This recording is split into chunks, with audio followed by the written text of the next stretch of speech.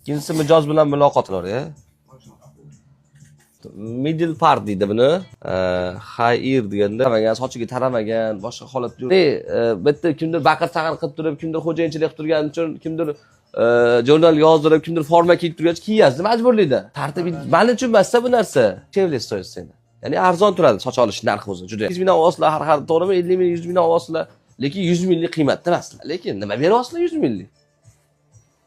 Rozi bo'lmaydi u 100 ming so'm so'rayotgan odam. Birinchi o'rinda formalar ordoqroqni bersangiz, u o'zi bilgan holatda yashaydi. Mehnatiga yarasha. Bunaqa olinsa bunaqa bo'ladi.